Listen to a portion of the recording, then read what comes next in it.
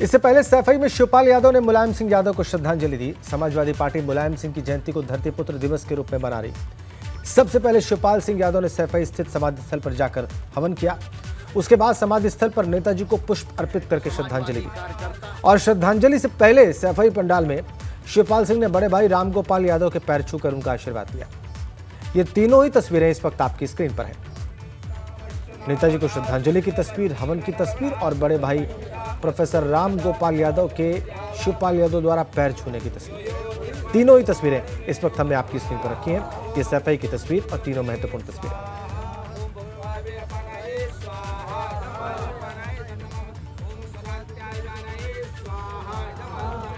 देखिए कैसे हवन किया। बीच की तस्वीर इस बात को दिखा रही है। समाधि स्थल पर ही शिवपाल यादव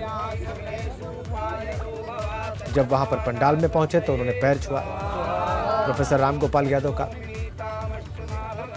पुष्प अर्पित करके उससे पहले उन्होंने श्रद्धांजलि दी मुलायम सिंह यादव की समाधि पर।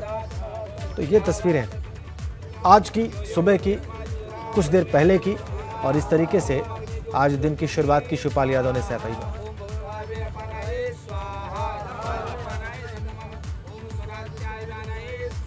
परिवार में जो आपसी तनाव था परिवार के भीतर, वो अब सामान्य दशा की ओर बढ़ रहा है। ये तस्वीरें इसका प्रमाण है।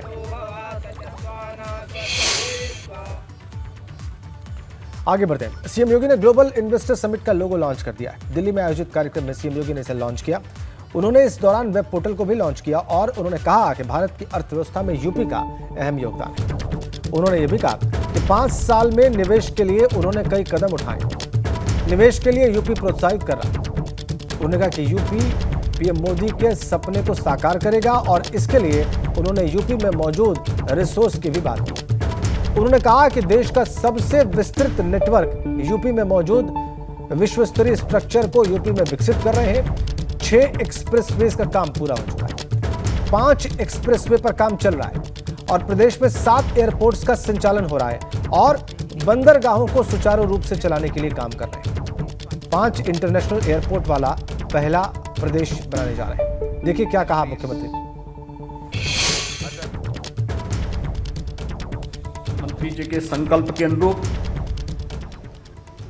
भारत की अर्थव्यवस्था को $5 ट्रिलियन की अर्थव्यवस्था बनाने के लिए उत्तर प्रदेश जैसे राज्य को ग्रोथ इंजन के रूप में अपनी भूमिका का निर्वहन करना है।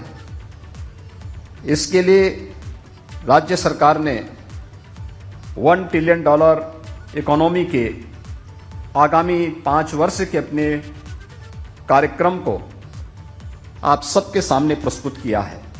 अन्य देशों के महामहिम राजदूतों एवं उच्चायुक्तों से मैं अनुरोध करना चाहूंगा कि वे भी उत्तर प्रदेश आएं और हमारे साथ प्रदेश के विकास में भागीदार करते हुए इस ग्लोबल समिट को सफल बनाने में अपना योगदान दें। आगामी 10 से 12 फरवरी 2023 तक 23 को उत्तर प्रदेश के राजधानी लखनऊ में ग्लोबल इन्वेस्टर समिट का आयोजन कर रही है ताकि उत्तर प्रदेश में उपलब्ध असीम व्यावसायिक अवसरों को प्रदर्शित करते हुए वैश्विक व्यापारिक समुदाय को प्रदेश के आर्थिक विकास में सहयोग करने के लिए एक एकीकृत मंच प्रदान किया जा सके।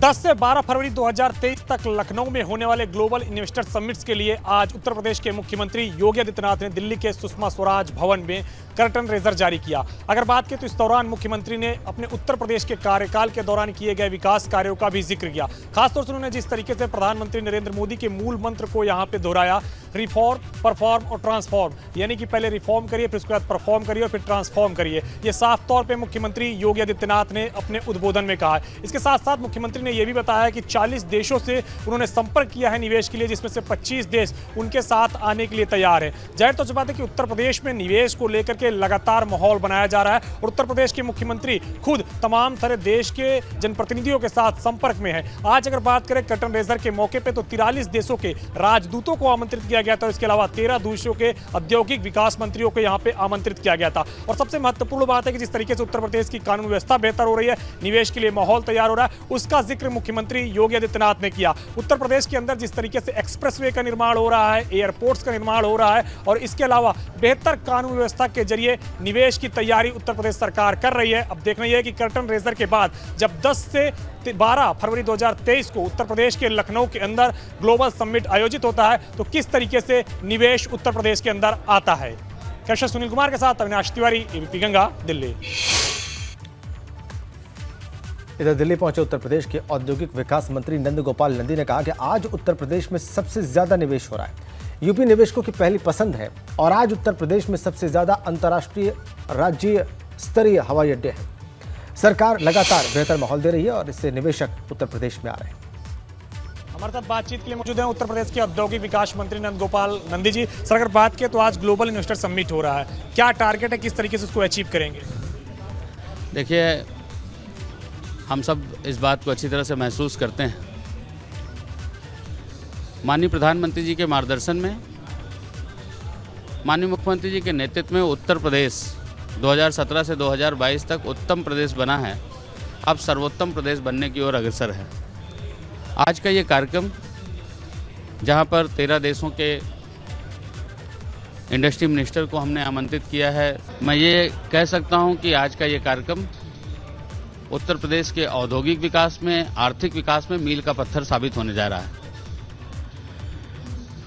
चाहे पिछली ग्राउंड ब्रेकिंग सेरेमनी रही हो, चाहे 31 अक्टूबर को माननीय मुख्यमंत्री जी द्वारा उत्तर भारत का सबसे बड़ा डाटा सेंटर का लोकार्पण रहा हो, जहां एक और हमने उत्तर प्रदेश की सांस्कृतिक विरासत को Guinness book of world record में दर्ज कराने का काम किया है, तो वहीं दूसरी ओर ग्राउंड ब्रेकिंग सेरेमनी, आज GIS,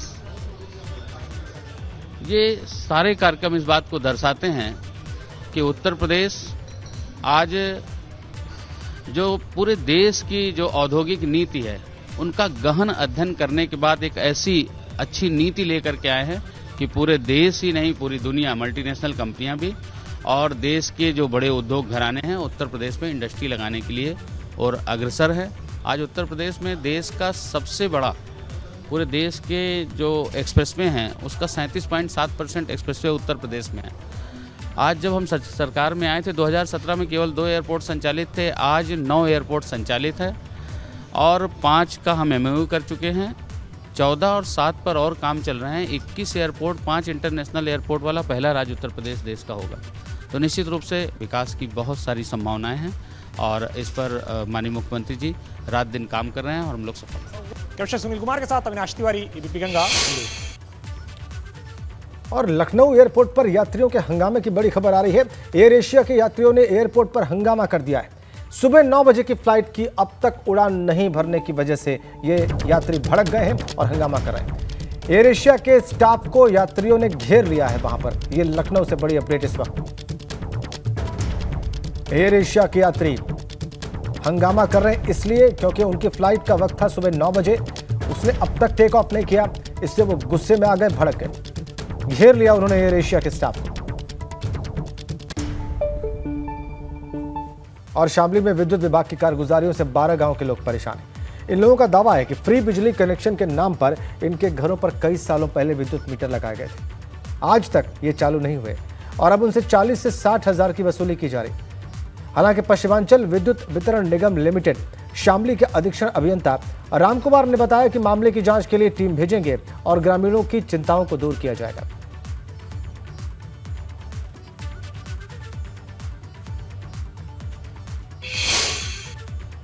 गांव में आदमी नहीं रहता, मीटर लगा रहे, जब भी बिल आ रहा है। कब लगाए थे ये मीटर?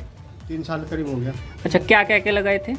फ्री कनेक्शन है। फ्री है, इनका कोई बिल नहीं आएगा। तो अब कितना बिल आ रहा है? अब किसी के 30,000 आ रहे हैं, किसी के 25 आ रहे हैं।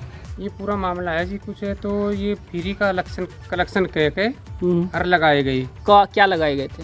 ये मीटर लगाए गए थे। कब लगाए गए थे? कुछ मायावती की योजना में, कुछ बाद में लगाए गए और उन पे 50,000, किसी 40,000 ये आ रहा है उनको बिल। अच्छा, क्या क्या के लगाए गए थे फ्री में? फ्री में क्या फ्री की है, वे लगा गए जिसके घर में कोई था नहीं वहाँ भी लगा के। ऐसी जानकारी आज प्राप्त हुई है कि कई जगह पर मीडिया ग्रुप्स में, न्यूज़पेपर्स में छपा है कि झिंझाना के 12 गांव ऐसे हैं जहां पर बिजली के मीटर तो लगे हैं बट वहां पर कनेक्शन नहीं है और बिल आ रहा है और लोगों से उसकी वसूली की जा रही है। इसके संबंध में अभी ऐसी हाइडल से बात करी गई है, उनको भी इस प्रकरण की जानकारी नहीं है। उनको निर्देशित किया गया है कि तत्काल अपनी टीम भेजेंगे इन गाँव में, वहाँ जाँच करेंगे और जाँच की रिपोर्ट जो है कल सुबह तक मेरे सामने प्रस्तुत करेंगे ताकि हम आगे की उस पर कार्रवाई करें। आगे बढ़ते हैं। एक बड़ी अपडेट है आगरा से। जूनियर हाई स्कूल की बिल्डिंग वहां पर गिर गई है। रसूलपुर में बड़ा हादसा होते होते रह गया, टल गया। स्कूल परिसर के ग्राउंड में उस वक्त बच्चे खेल रहे थे और इन बच्चों को दूसरे स्कूल में शिफ्ट कर दिया गया। अगर ये बच्चे स्कूल की बिल्डिंग में मौजूद होते तो ये बहुत बड़ा हादसा हो सकता है। तहसील इस्मातपुर के रसूलपुर जूनियर स्कूल का ये सारा मामला है। बिल्डिंग गिर गई ठीक उस वक्त जब उस स्कूल की बिल्डिंग में पढ़ने वाले बच्चे बाहर ग्राउंड में खेल रहे थे। बहुत बड़ा हादसा हो सकता था अगर ये बच्चे भीतर होते, बिल्डिंग के अंदर होते। लेकिन शुक्र की बात यह कि उस वक्त ये बाहर खेल रहे थे जब ये बिल्डिंग गिरी। जरा आप मंजर देखिए इस बिल्डिंग के गिरने के बाद का और अंदाजा लगाइए कि कितना बड़ा हादसा ये हो सकता है। जूनियर स्कूल रसूलपुर आगरा की बिल्डिंग। ग्राम पंचायत रसूलपुर का जूनियर स्कूल। बच्चे बाहर थे, ये बहुत बड़ी राहत की बात, ये शुक्र की बात, भर आके, वरना ये बहुत बड़ा हादसा हो सकता था। जितने भी कमरे बने हुए हैं स्कूल के, उन सबको नुकसान पहुंचा है। आप देख लीजिए। और डिप्टी सीएम केशव प्रसाद मौर्य की बात करते हैं। उन्होंने दावा किया है कि मैनपुरी का उपचुनाव भारतीय जनता पार्टी जीतने जा रही है। जो अखिलेश यादव आजमगढ़ रामपुर में चुनाव प्रचार करने नहीं गए थे, वो इन दिनों मैनपुरी में ही डटे हुए हैं। और इससे ये पता चलता है कि बीजेपी के संगठन की ताकत नहीं होती, जनता का समर्थन नहीं होता, तो अखिलेश यादव पूरे सैफई परिवार को मैनपुरी में घूम घूम कर वोट मांगने की जरूरत नहीं पड़ती। केशव प्रसाद मौर्य सर, ये आज नेताजी की पहली जयंती भी है और पूरा परिवार एक साथ है। मैसेज बार बार समाजवादी पार्टी ये दे रही कि ये नेताजी का चुनाव है। देखिए, नेताजी को तो हम भी अपनी श्रद्धांजलि अर्पित कर रहे हैं, पूरा प्रदेश अपनी श्रद्धांजलि अर्पित कर रहा है और अर्पित करना चाहिए। अगर वो परिवार के सदस्य हैं तो उनके परिवार के बड़े हैं तो उनको अर्पित करना चाहिए, वो अर्पित कर रहे हैं। लेकिन श्रद्धांजलि अर्पित करना, नेताजी का सम्मान करना, नेताजी के प्रति सम्मान का भाव रखना, वो एक अलग विषय है। और जो उपचुनाव हो रहा है उसमें वोट डालना, वो एक अलग विषय है। क्योंकि मैनपुरी का जो उपचुनाव है वह उपचुनाव भारतीय जनता पार्टी और समाजवादी पार्टी के बीच में है। और जो आज मैं स्थिति देख रहा हूँ, उस स्थिति में भारतीय जनता पार्टी सपा से काफ़ी आगे निकल चुकी है। और नेताजी के प्रति मैनपुरी ही नहीं, पूरे प्रदेशवासियों के मन में सम्मान का भाव है। लेकिन उसके बदले समाजवादी पार्टी को वोट दे देंगे लोग, ये गलतफहमी। ऐसा नहीं होगा। डिम्पल यादव उम्मीदवार हैं, उनकी बहू हैं और कहीं न कहीं सिंपैथी भी तो रहेगी। नहीं, बहू स्वर्गीय मुलायम सिंह जी की भी वो हैं। अखिलेश यादव जी मुझसे भी उम्र में छोटे हैं, हम भी बहू उनको कह सकते हैं। लेकिन बहू होने का यह मतलब नहीं है कि जो वोट है वह उनको दे दिया जाए। वोट तो सपा को देना पड़ेगा, साइकिल पे देना पड़ेगा। साइकिल तो लोगों को रौंदने का काम करती है, नुकसान पहुंचाने का काम करती है। नहीं, रामपुर और आजमगढ़ में जो चमत्कार बीजेपी ने किया, बीजेपी मान रही कि मैनपुरी में भी वही चमत्कार होगा। मुझे तो पूरा विश्वास है। देखिए, ये तो आप स्वयं भी समझ रहे होंगे कि जो श्री अखिलेश यादव जी आजमगढ़ और रामपुर में लोकसभा के उपचुनाव में प्रचार करने तक नहीं गए थे, आज मुझे नहीं मालूम कितने दिन हो गए, वो इस समय मैनपुरी में ही डटे हुए हैं। तो इससे ये पता चलता है कि भारतीय जनता पार्टी के अगर संगठन की ताकत नहीं होती, भारतीय जनता पार्टी के प्रति जनता का समर्थन नहीं होता, तो पूरे श्री अखिलेश यादव जी सहित पूरे सैफई परिवार को मैनपुरी में घर घर घूम करके वोट मांगने की जरूरत नहीं पड़ती। इसके बाद भी उन्हें समर्थन नहीं मिल रहा है। कैमरा जितिन के साथ अनुभव शुक्ला, एबी गंगा, लखनऊ। इन तस्वीरों और इसी खबर के साथ इस बुलेटिन में फिलहाल इतना ही।